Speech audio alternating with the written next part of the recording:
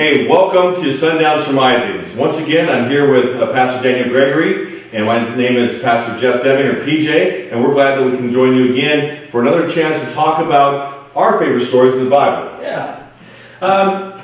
We heard a little bit from some of you this last week, and we look forward to hearing some more.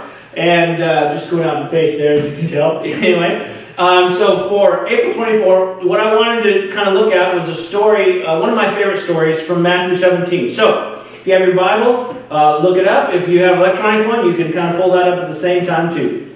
Matthew 17. It's kind of a cool little story. It's a short little story, just a few verses. And then, well, I want to set the context. So, this is close. It's not right near the end, but it's close to the time of Jesus' close of his life ministry. And he's already had the transfiguration. So the disciples, at least Peter, James, and John, although they were told not to tell anybody, right? Right, that's correct. But they've now seen what Christ really looks like. He was transfigured, which is a pretty powerful... Oh, man, here's a freebie for last week. I totally forgot to mention. The word on transfigured, Christ was transfigured... That's metamorphosis. That's the same word. Anyway, sorry. I'll use that one. I just thought that right now. So that's free for last week. Anyway, if you missed last week's, go back and look at it. We keep them all. And we'll, not that we're building on it, but hey, it's good too. All right, so anyway, after the transfiguration. No problem. We'll get right back there. After the transfiguration, so they're coming into a town. And this isn't Sabbath. But they're stopping by in the area, and it was always one of the things. So the guy in charge, the senior pastor, what we would call the senior pastor, what they would call the ruler of the synagogue, the guy in charge of everything, asks Peter. He looks for the weak link. It's kind of like that wolf looking for the weak one in the herd. Right. He spots Peter and goes, this is the guy who isn't the sharpest. So he comes to Peter and says, hey, Peter, does your master pay tribute? Now, there's a couple things wrong with that already, but we'll get back to it. Let's just read the verse so we can hear it. Matthew 17, and 24 through 27. And when they were come to Capernaum, they that received tribute money came to Peter and said, does your master pay tribute? He said, oh, yeah. And when he was coming to the house, Jesus prevented him, saying, what do you think, Simon? Of whom do the kings of earth take custom or tribute? Of their own children, or do they charge strangers? Peter said to him, well, strangers. Jesus said, then the children are free. Notwithstanding, lest we should offend anybody, go to the sea, cast a hook, take up the fish that first comes up, and when you have opened his mouth, you will find a piece of money, take it, and give to them for me and you. This story is so cool on so many fronts, right? So, first off, to explain why it was a bad call on Peter's part, recognized rabbis, even if they weren't a priest, like a chief priest, but sure. Recognized rabbis, so like Gamaliel, Hillel, anybody like that, or a prophet like Elijah or Elisha or John the Baptist, were excluded in Leviticus from paying a temple tax. Mm-hmm. Now, Jesus has already shown that he's more than to these people. Correct. Right? He's already shown he's more than to these people than Elijah or Elisha or any other prophet, right? There's no prophet. In fact, the Bible's already bore a record. There's no prophet who can do these things. But the special thing to Peter, James, and John is that he's already proven or revealed that he's more than Elijah and Moses, the giver of the law, and the guy who walks into heaven. It's like, this is the one. This is the one. According to John, Peter earlier on said, you're the son. In his second year, Peter said, well, where else will we go? You have the words of life. Right. So Peter knows this. And here's his opportunity. He knows who Jesus is, but he doesn't know enough of the church structure to go, oh, no, he wants to make Jesus look good. Oh, yeah, my master pays temple tax. Like, no, he doesn't. He doesn't need to. Now, there's so many things about this. The generosity of Jesus, he knows he doesn't have to. Correct. And he could just go, I'm not paying it. Mm-hmm. This is my house. It's my Father's house. I've already cleaned it once. And I will establish my authority, da-da-da. But he establishes it as only Jesus could do. Yeah. Right? He establishes by only how Jesus can do. He does something that's remarkable. And I'll let you take a shot. I always picture this, as you call it, the white space around the black letters. Yes. Describe, what do you see in this? Well, one of the things that caught me on this story is you have children. You have 2 children. I have 3 children. And the first time they realized they had to pay tax. April is the month of paying taxes. And so we just passed that date a week and a half ago. And one of the things, and so what I saw in this story is that Peter's being approached, like you said, they're kind of looking for the weak link possibly, and he gets caught off guard. Yeah. And he answers in a way, and your children probably done that. I know. How many times has your name in your classroom been taken in vain the wrong way? I did too. PJ said. Exactly. PJ said, Mike, does this look like PJ's? And I don't quite say like I'm thinking. Right. And your point? Exactly. And so I think, Peter gets caught in saying something for Jesus. Now later on we're going to figure out, he's going to explain it to him a little bit better. Yeah. But I see kind of that deer in the headlights flash where he's kind of caught with, and like you said, he knows enough but not enough yet. Yeah. And the other thing that approaches, does your teacher me? Yes, he does.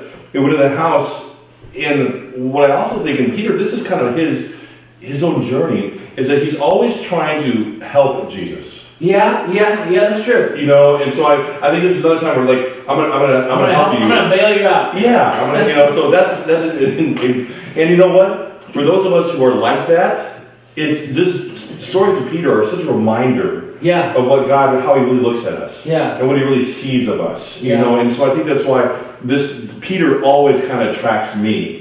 Because I tend to think I'm helping God, and he says, "No, let me help you out, God." Yeah, exactly. This story is one of my favorites because I'm thinking, okay, so Peter has been told, and he's not given the money yet, right? Right. And Jesus says, "Go catch a fish." He goes, it's very specific, right? Go take a hook, catch a fish, take the first one out. Right? Well, I have a question for you. Let's go to verse 25. Sure. Because I want to just back this up a little bit. And he said, yes, when he went to the house, Jesus spoke. And your version said something I'm prevented him. James. So he kind of catches him. Do you think Peter thinks he's in trouble? That's interesting because the Greek is prothano, and it literally means to go in front of. It's like, and the word implies that a person understands something's about to happen and they cut it off. So like if here's your pop reference. Have you ever seen the movie? Oh man, now I just went blank on it. But the guy rolls a ball off the edge, and then the person catches it. He goes, "Why'd you catch it?" "Well, I knew it was going to fall." Right? And the word in Greek is like you understand the consequences and you're trying to interrupt them. And Jesus prevents it, and the English doesn't work that well because it sounds like he stopped him from going to the house. What it means is like, I already know what's going through your head and your thinking, and let me just stop you right there. Okay. Here's what we're going to do. Here's a teachable moment. I need you to go such and such. Everybody else is going to be hanging out with me, and I need you to go do this because you kind of spoke, and so the consequences are, right. And he's not punishing Peter because Peter's going to have a story no one has. And this is one of my favorite parts. I imagine. So he's like, everybody else goes in and says, "Well, where's Peter?" Right? "Oh, he went to go get some money." And so, in my mind, right, he's at one part of the town. It says Capernaum. Capernaum's by the sea, right? Yes. So Peter's walking through town because because the temple would be near the center. Sure. Right? So he's walking through town. I want you to try to visualize. So he's walking through town. He goes past this and says, "Peter," and I can imagine people asking Peter, "So Peter, what are you doing?" I got to go pay, get some money to pay the temple tax." "Oh, well, what are you doing?" "I'm going to go catch a fish." And in their mind, they're thinking, "Oh, he's going to catch a fish and sell it." Sell it. Yeah. And and he's like, "Oh, you catch it? Well, it's daylight. Nobody's fishing." And Peter knows that. He's a fisherman. He says, "No, I'm going to catch a fish, and there's going to be money inside." Now he's got people's attention. Right. Like, there's this guy. That money, Peter. Money doesn't happen inside fish. This doesn't happen. No, I'm going because, and he has the faith to do it because Jesus told him, so he's going. So he's walking. So I want you to imagine when Peter starts getting a crowd following. "Well, where are you going?" "I'm going to the sea." "Now, why are you going?" "I'm going to catch a fish. There's going to be money inside to pay the money, the temple tax." Now, that's all Peter says, and if anybody asks him, he would repeat it. But you can imagine everybody who's following like, "Hey, you got to come see this. Hey, what? We're going to go watch this guy catch a fish, and there's going to be money inside." And everybody's like, "Woo!" whoa, I gotta see this. I've got my picture too. Yeah, well, I would be like, I'm gonna get pictures because this is gonna be, he's gonna look dumb when it doesn't happen, because everybody knows in the middle of the day nobody catches fish. Right. And he goes out there, and it says, Jesus is really specific, the first fish, right? He's not making him wait. And he goes, I don't know, but it says take a hook. I don't know if they had actually fishing rods, because they usually use nets. That's kind of an interesting detail. Right. But he's not catching a whole bunch. No, just one. One fish. The first That's one. all you need, and it's the first one. He goes, he catches, and everybody's like, oh, he got a fish right away. Oh, okay, well, that's a little unusual. But then he opens the fish, and there's a coin. And he takes the coin out, and in my head, he throws the fish back because he wasn't told to take the fish, he was told to take the coin. Right. And at this point, everybody else is like, they're all fishing now too. It's like, well, there's money in these fish. You know, forget the selling, there's money in these fish, right? And Peter's going back. And here's the other part that I think is so funny, right? He comes to this guy who really tried to make fun of him and tried to make a fool of him, right? When he was asking for the coin. And if I know Peter didn't clean himself, his hand or the smell. Peter might have done this. Here's a coin. And the guy's like, exactly. Peter's like, because Peter wouldn't be bothered by that. Enjoy that, buddy. Where'd you get that? From the fish that Jesus told me to catch. Boom. Hammered, mic drop moment of, he did what? He called it. He's not just a master. Right. He's a master of the universe. Wow, that's a powerful picture. I saw that, two things that you pointed out to me that I didn't catch is that last one, you just said that power of that, I got it from a fish, because Jesus told me to go do that. And the other one is, when you talked about that, I thought the other direction. Okay. That he kept the fish. Okay. Because isn't that how Jesus works so often? He takes care. Yeah, absolutely. So I wondered, like, hey, Peter's going out to pay tax, anything to bring dinner back. Maybe. Maybe. So it's just interesting how he takes care of us. Yeah. And the other thing too is the fish hook. Yeah. And you pointed out to us, Doug, that it was in the daytime. Yeah. And you like you said, we don't get. You don't fish. So many things. Yeah. So many things stack up against that, but it's Jesus' word. And I think too, just thinking now, I hadn't thought about it. Where did he get the fish hook? Because they were used to doing. Did he have to borrow one from somebody? Yeah. Hey, can I borrow your line? I need to catch a fish. Right. The guy sees the coin. He's like, do I get part of it? No, I just borrowed it. But he meant, hey, this is the hook that caught the fish. And I don't know. The story would go on and on. It would just ripple. It would. In Capernaum, it would be one of those. Everybody would have been talking about it. And this guy who was trying to shut Jesus down would have probably regretted ever. Like, oh man, I'm never going to hear the end of this, because of course we're reading it now, 2,000 years later, and it's still a great story. It's a powerful story, and I'm going to tell you my takeaway from this, and then if you could close us out with your takeaway. But one of the things that I'm kind of, and this goes to the character of Jesus, and this goes back to what you said about earlier about Peter, and how we reflect the Bible characters in our own experience. Peter gets a life lesson. He speaks in front of Jesus. And we've seen this so often with Jesus that Peter is dead. And Paul's he jumps out there and he goes out and he wants to do something. He wants to help, But Peter, he lets Peter still be restored or transformed. Or I don't know the really correct word, but he doesn't allow Peter, because Peter said yes, pay tax. And there's an obligation now that Peter has stepped into. Yeah. And Jesus confirms that.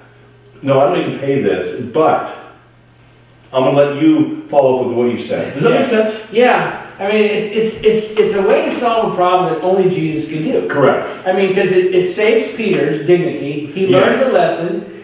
It teaches the rabbi, the ruler of the synagogue, a lesson without shaming him. There's no word said. Right. The story to his disciples, the story to the town, everybody, it just makes Jesus look good without ever putting anybody down. It's like, wow, you couldn't have thought of a better way to answer it. And maybe that's what I want to lead with. When you guys are struggling with whatever, and you've stepped in it good, and you put your mouth where you shouldn't have, or you've done whatever, or you're just feeling in this world conflict that's happening right now that you're like, wow, I'm just out of sorts, I'm way out in the gut. Does God even hear?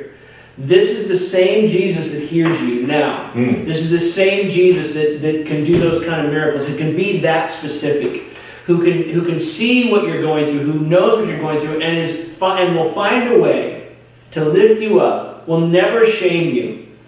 You can always turn to him and always trust him. He will always have your back when you're following him. Now, if you go against him, that's a different story, but that's not the point of this story. Even the rabbi, even the ruler of the synagogue was not shamed. I mean, that's how God treats people, even when they're against him.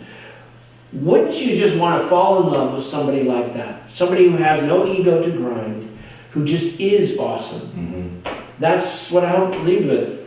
So, hey, if you have questions or comments or anything else, feel free to write us, principal at MontereyBayAcademy.org or dgregory at MontereyBayAcademy.org. We'd love to hear from you. And thank you for staying with us this week. A little longer. I got a little long-winded. Next week, little surprise. Wait for it. And I'm not sure when we'll start giving you the hint what it's going to be about. But again, write to us. If you've got ideas or suggestions, we'd love to hear from you. See you next week.